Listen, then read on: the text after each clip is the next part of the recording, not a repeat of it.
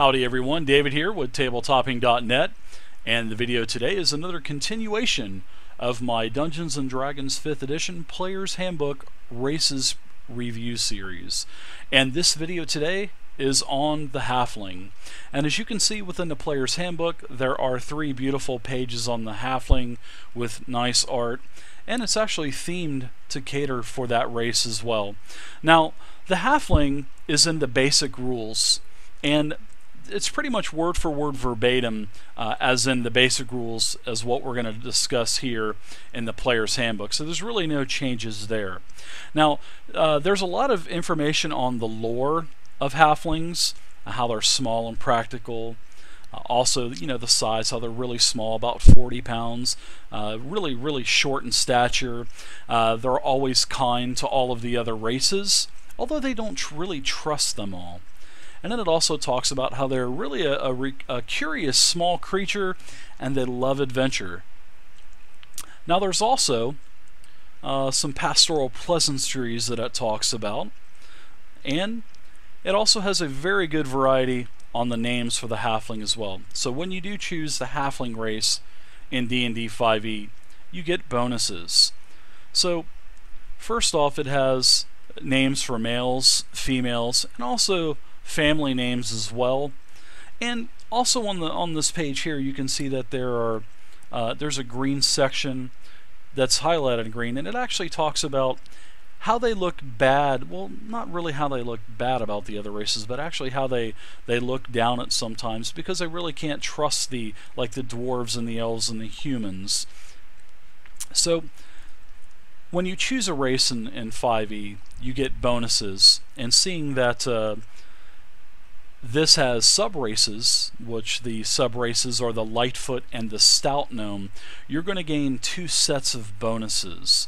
So your first set is basically the core or the baseline Halfling traits. Now when you choose the Halfling, you're automatically going to get a dexterity score increase. You're also going to figure out how to calculate your age, also talk about, you know, influences on your alignment. The size, you're actually a small creature, which has pros and cons to it actually when it comes to combat and exploration. And you also get a 25 feet speed, which is about 5 squares around. That's if you use a combat map. And then it also has one of the best racial skills in the game, in my opinion, called Lucky.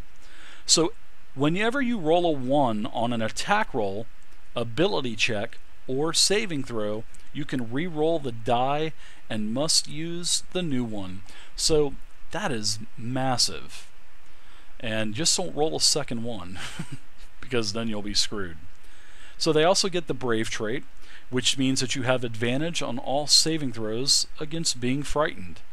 And then they also get Halfling Nimbleness, which means you can use you can basically move through the space of any creature that is at least a size larger than you, which is nice. That's what I was talking about. There's advantages and disadvantages of being a small creature.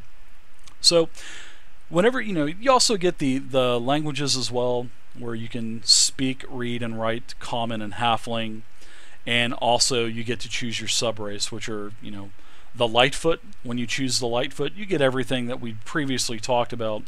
Plus you get to increase your charisma score as well. And then you also get naturally stealthy, which you can attempt to hide even when you are obscured only by a creature that is at least 1 size larger than you. So that's actually pretty nice. Then you also get, for the Stout, you'll get all of the baseline, plus you'll get a bonus to Constitution, and you get the Stout Resilience trait, which means that you have advantage on saving throws against poison, and you have resistance against poison damage as well, which poison, you get half damage basically.